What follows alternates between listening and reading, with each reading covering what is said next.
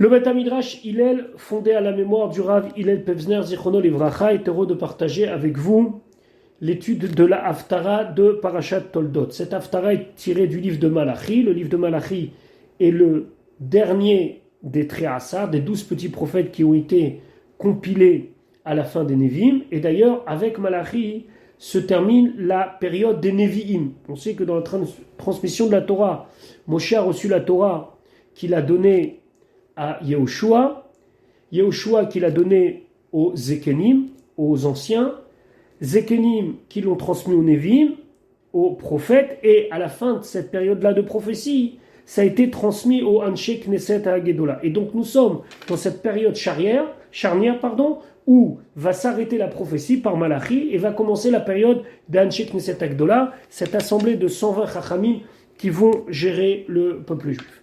Et donc, dans la première partie de notre Haftara, on a vu la déclaration d'amour d'Hachem envers les Béné Israël et sa haine de Esav, ce qui lie notre Haftara à la Paracha, puisque dans la Paracha on parle de Yaakov et Esav. Et maintenant, ce sont des tochachot, des remontrances envers les Kohanim qui ont agi avec mépris au cours de leur travail au Beth Amikdash, et c'est ce que Malachi va leur reprocher. Donc je suis au Perek Aleph, premier chapitre de Malachi, et le cours commence au Pasuk Vav, au verset 6. Je vous encourage vivement à voir le texte devant vous. Avant de rentrer dans le vif du sujet, il y a ici une petite agdama, il y a une petite introduction. Et Akadosh Baruch Hu va parler de la relation qu'il a avec nous, plus exactement notre relation avec lui. Voilà ce que le Pasuk nous dit. Ben, un fils, Yechabed Av, honore son père. Ve'eved, et un serviteur, Adonab, ses maîtres. Ici, on parle du peuple juif. Le peuple juif est appelé Banim et appelé Avadim. Dans la Torah, on a deux statuts.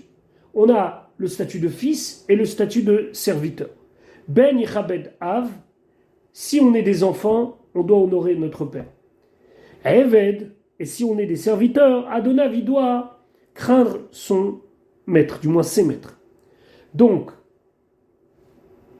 Ve'im av ani, le pasuk nous dit, si je suis père, aye chevodi, où est mon honneur? Ve'im adonim ani, et si je suis maître, aye morai, où se trouve ma crainte? Comment vous me craignez? Amar, ainsi, il a dit, Hachem tsevakot, lachem à vous, à Kohanim les prêtres, bosé shemi, ceux qui méprisent mon nom. Ici, le Navi va reprocher aux Kohanim un manque de respect concernant le travail particulier des corbanotes, des sacrifices qui étaient faits au temple. Mais au-delà de cela, il y a ici un reproche. Les Kohanim représentent pour le peuple des gens qui non seulement sont ceux qui font les sacrifices au Beth Amikdash, mais ce sont aussi des enseignants et des modèles. Et lorsque eux, ils vont être bosés shemi, eux, ils vont mépriser mon nom, automatiquement, ça va amener dans le peuple toutes sortes de dérives. Et c'est ce qu'on ne veut pas ici. Alors, le Pasuk va devancer la parole des Kohanim, va martem et vous direz, Bame vazinu et shemecha. Comment avons-nous méprisé ton nom? Ça veut dire que le Pasuk vient en prévention nous dire la question. Et là, ici, on peut tirer un enseignement. C'est que souvent, lorsqu'on nous reproche quelque chose, on a tendance à dire mais qu'est-ce que tu me reproches? Qu'est-ce que tu veux de moi? Alors, le Pasuk qui nous dit va martem, et vous allez dire Bame vazin ou etchemecha. Par quoi avons-nous méprisé ton nom? C'est pas tout à fait méprisé, mais c'est plus que ça. On a agi avec comme si c'était quelque chose qui n'était pas honorable. Pasuk Zayin, Magishim al misbechi lechem megual. Vous approchez sur mon misbéar, sur mon autel, un pain dégoûtant. Va martem, et vous dites, Bame geal nucha. En quoi on a agi en dégoût avec toi? Donc, vous amenez un pain qui n'est pas un pain bien, c'est un pain dégoûtant. Et vous me demandez comment j'ai agi avec mépris, avec dégoût envers toi. Ici, on voit encore que le misbéach, l'autel, et on y dépose du pain, mais véritablement, c'était surtout de la viande qu'on y mettait. Alors, il y a tout un parallèle entre la table sur laquelle on mange et le misbéach. Il y a un passouk qui dit dans Yecheskel, Vaidaber Elai Zeh Shulchan Asher Lifnei Hashem. Le misbéach, c'était la table de Dieu, comme notre table à nous sur laquelle on mange. Et d'ailleurs, il y a toujours un parallèle entre la manière de se comporter à table avec la manière dont on devait respecter le misbéach. Donc, Akadosh Baruch Hu dit, vous amenez du pain sur la table, sur le misbéach, qui est un pain dégoûtant, et vous dites, en quoi on a agi avec dégoût envers toi? Bemorchem, en disant, Shulchan Hashem, concernant la table de Dieu, c'est-à-dire le misbéach, Nivzeu, il est dégoûtant. Ça veut dire quoi, il est dégoûtant? C'est que vous l'avez rejeté, et vous dites, vraiment, c'est quoi cet endroit-là? Un endroit où on met des graisses, où on jette du sang. D'ailleurs, le Radak, il dit qu'il parlait d'une manière honteuse du misbéach. Ils utilisaient le misbéach. Mais pour eux, c'était un endroit vraiment dégoûtant dans le sens simple des choses. On retrouve ça un petit peu dans certains milieux où on a dit oh, mais c'est quoi ce misbéach là? Avec des graisses, avec de la viande, avec des choses qui sont pas propres. Ça, c'était selon le Radak, ce qu'il disait sur le misbéach. Et Akadosh Baruch Hu dit, mais comment vous pouvez parler comme ça sur le misbéach? Le misbéach, l'autel il est mechaper, c'est lui qui amène la kapara, c'est lui qui amène le pardon. Et vous parlez de lui comme une espèce de dépotoir de viande, de graisse et de sang. Rachid, lui, va sur une autre piste. Il dit que, étant donné qu'il y avait des lois de partage des corbanotes, de partage des sacrifices entre les Kohanim, alors certains Kohanim se plaignaient que ce n'était pas un partage qui était équitable. Alors on parlait du misbéach comme de quelque chose qui nous amenait rien, ou en tout cas pas grand-chose.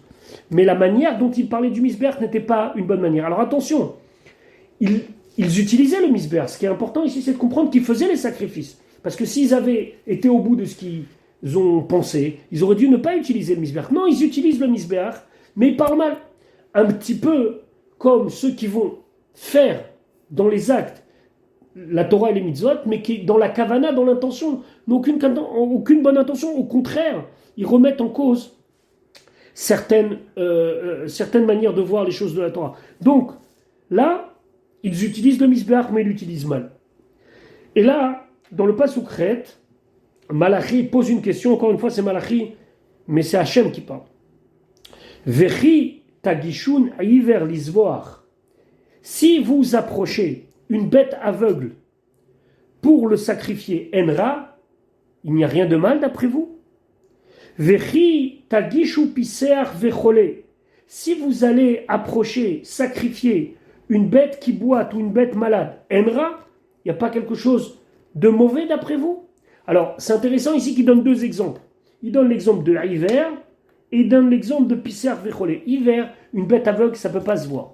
Donc à la rigueur, lorsqu'il sacrifiait une bête aveugle, ce qui est interdit d'après la loi des sacrifices, personne ne peut voir que la bête elle est aveugle. Par contre, une bête qui boite ou une bête qui est malade, alors ça se voit. Alors il a dit, mais attendez, dans les deux cas de figure, vous croyez quoi? Si vous prenez une bête qui est aveugle, même si ça ne se voit pas, vous croyez quoi? C'est respectueux pour le misbéach. Si vous prenez une bête qui boite ou qui est malade, vous croyez que c'est respectueux? Et d'ailleurs, il leur propose quelque chose. Akriveuna. Alors sacrifiez-le, approchez-le, maintenant, ou s'il vous plaît, les fechatra. Fechatra, c'était le chef, c'était le pacha.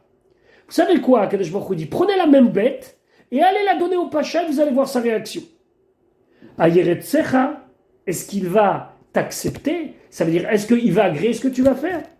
O aïsa fanecha, ou il va accepter ta face, ça veut dire, il va considérer que tu l'as honoré, que tu as fait quelque chose de bien.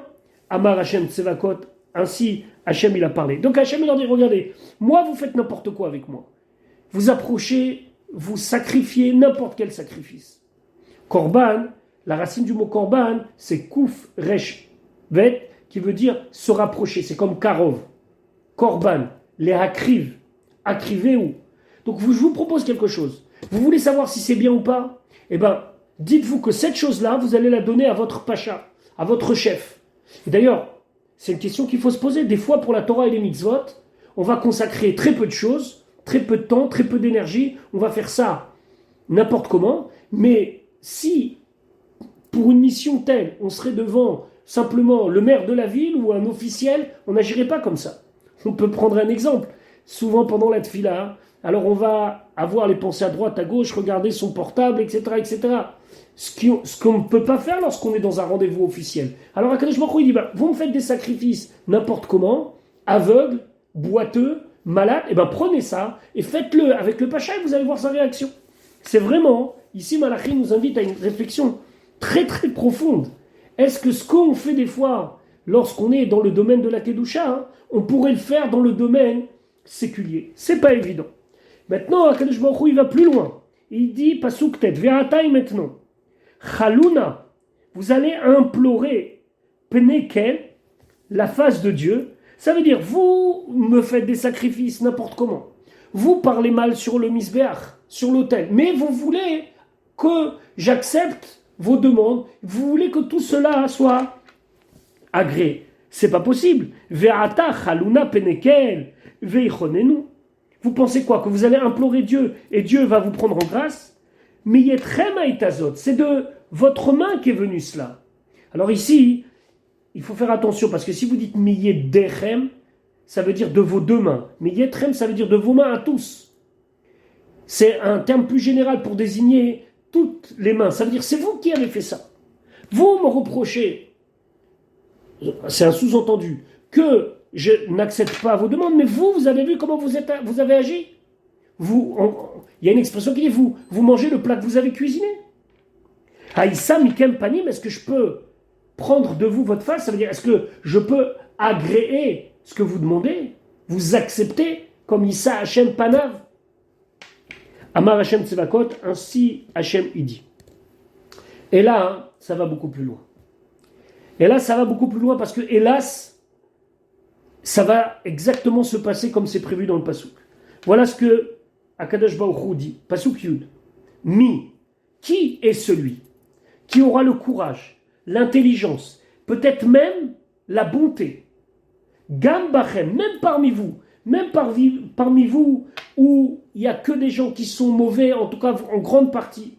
Et c'est comme s'il disait Alva, j'espère qu'au moins parmi vous, il y en a un qui va avoir le courage et qui va prendre à cœur le fait que le Kodesh, la sainteté, est véritablement malmené, alors qu'ils prennent le courage de faire quoi? Ve'iskor, et qu'ils ferment l'isgor de la taïm, les portes du Beth Amikdash. Est-ce qu'il va y avoir quelqu'un parmi vous qui va comprendre que si le Beth Amikdash il est ouvert pour ça, c'est mieux qu'il soit fermé, qu'il aille et qu'il ferme les portes, Velo tahiru misbechi chinam, mais au moins vous n'allez pas éclairer, ça veut dire allumer mon misbeach pour rien. Au moins il n'y aura pas de chilul Hashem, il n'y aura pas de désacralisation d'Hachem. En li chafetz bachem, je ne vous désire pas, je ne veux pas de vous comme ça. Amar Hashem Tsevakot. Ou mincha lo ertze meyetrem. Et une mincha, un cadeau, mais ici un cadeau, ça désigne aussi les oblations qui étaient amenées sur le misbéach, mais en général, c'est les korbanot qui sont mincha l'Hachem, un cadeau pour Dieu. Lo ertze, je ne veux pas prendre meyetrem de vos mains. Je veux plus. Venez, on ferme l'affaire, ça sert à rien. Encore une fois, si on actualise le message, c'est un message qui est très très fort. Kadosh Baruch Hu dit pourquoi vous venez pour être mévasé, vous venez pour faire entre au Kodesh, vous venez pour mal agir dans ma choule, dans mon Beth Amikdash. Je préférerais que ça soit fermé. Ce sont des mots qui doivent vraiment nous faire prendre conscience de combien Akadosh Baruch Hu, il attend de nous pas grand chose, mais au moins une sincérité dans ce qu'on fait. Et là, il dit Kimi Mizrach Shemesh Ve'admevo, car depuis l'endroit où le soleil se lève jusqu'à où il se couche, ça veut dire d'un bout à l'autre de la terre. Gadol Shemi Bagoim, mon nom il est grand parmi les Goïm. Et là, les commentateurs ils disent c'est vrai que les Goïm, les autres nations ne servent pas Kadosh Baruch Hu directement, mais ils l'appellent Eloka de Elokaya, c'est le Dieu des dieux.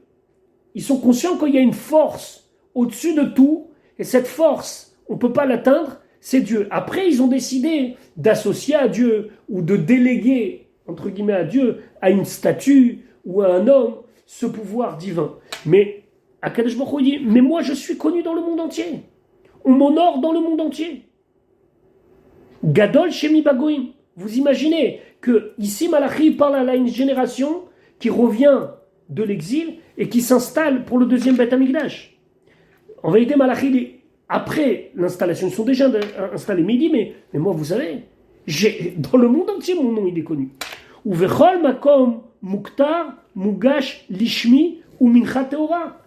Et dans tous les endroits, si je l'avais demandé, on aurait sacrifié, approché en mon nom, avec mon respect, ou mincha teora, avec une mincha, avec un cadeau pur. Pourquoi? Ki gadol shemi bagoim amar Hashem tzevakot. Parce que mon nom, il est important parmi toutes les nations. La Gemara dit dans Menachot, Afalpi shovdim letzeva shamayim, même si ils se prosternent et ils servent les étoiles, ils sont d'accord qu'il y a un Dieu qui est présent derrière tout ça. Maintenant, ici, c'est encore une réflexion. Uvechol makom, Rashi, il dit comme ça.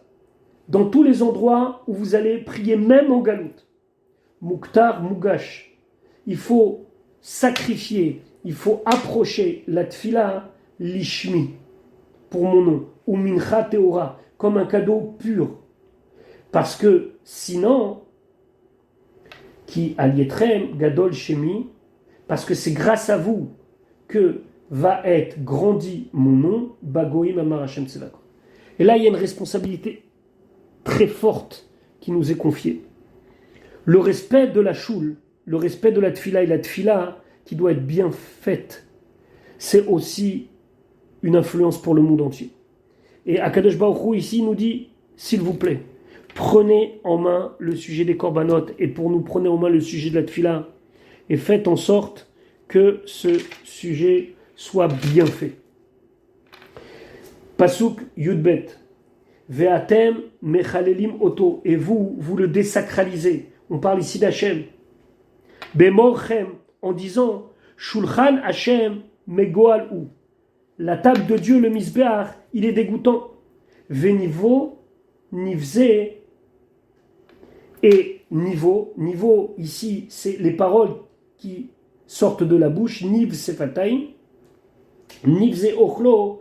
C'est dégoûtant ce que l'on doit manger. Alors il peut y avoir un premier sens. Le premier sens, c'est ce qu'on met dans la bouche.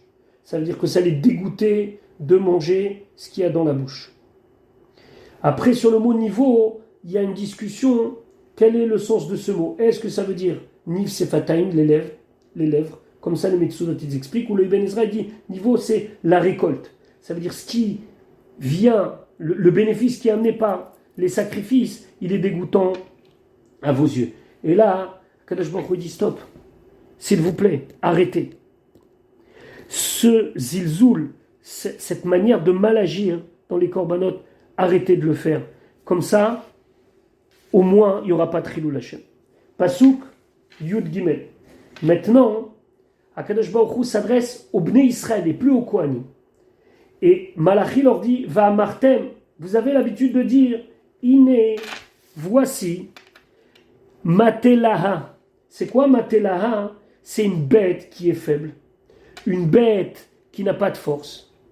Cette bête-là, on l'amène pour Akadosh Baruch Hu, en disant, on ne peut pas faire mieux. On n'a que ça. Alors à ce moment-là, le Navi demande, et par cela, fait partem auto, vous allez le toucher, lui faire de la peine. En vérité, ces paroles-là, elles ont été un petit peu changées pour le kavod d'Hachem. Parce que normalement, il faudrait de dire, il partem oti, amar Hashem tzevakot. Vous me faites de la peine à moi. Vous me mettez je suis contrarié par votre comportement. Par kavod pour Hachem, alors le Navi dit, ve partem oto, amar Hashem tzevakot. On ne sait pas c'est qui Otto, lui, c'est qui lui, mais c'est Hachem qui parle. Donc il faudrait dire Oti, effectivement, il faudrait dire Oti. Mais Tikkun Sofrim, les Chachamim, quand ils ont mis les Nevim, ils ont juste corrigé pour que ça ne manque pas de comment dire, de respect pour Akadosh Baruch Hu. On dit que avant de venir au Beth Amikdash, ils gonflaient avec de l'eau leur bête pour qu'elle soit soi-disant plus grasse qu'elle n'était. Quand ils arrivaient au Beth Amikdash, avec le temps qu'ils mettaient, la bête, elle enlevait tout et il n'y avait plus rien. Va vetem, et vous amenez Gazoul, la bête volée, Veta Pisseach, celle qui boite, Veta Cholé, la bête malade. Va vetem et amincha, vous allez amener ce cadeau, ce korban, à Ertze Ota. Est-ce que je vais l'accepter? Mais Yetrem, de vos mains, Amar Hashem. Hashem, il dit Ve'arur Nochel. Pasuk Yuddalet. Maudit soit celui qui n'est pas droit. Ve'yesh be'edro Zachar. Et il a dans son troupeau une bête Zachar. Ça veut dire une bête mâle, en bonne santé, bien comme il faut. Beaucoup des corbanotes étaient Zachar. Ve'noder ve'zoveach moshrat lachem. Et ce qu'il fait, c'est qu'il fait un éder, il fait un vœu, et il sacrifie quelque chose de mauvais pour Dieu, quelque chose d'abîmé, une bête avec des défauts. Qui m'eler gadol ani, car je suis un grand roi, et je mérite plus de respect. Amar Hashem Tzvakot, ou Shmi Nora Vagoim, et mon nom est redoutable parmi toutes les nations. Voilà, c'était un petit peu long aujourd'hui, mais c'était important de le faire en une fois. Be'ezrat Hashem, on se retrouve pour la suite et la fin de notre Haftarah dans notre prochain cours, où cette fois-ci, encore une fois, Malachi va s'adresser aux Kohanim. Je vous souhaite une bonne journée et bon limoud.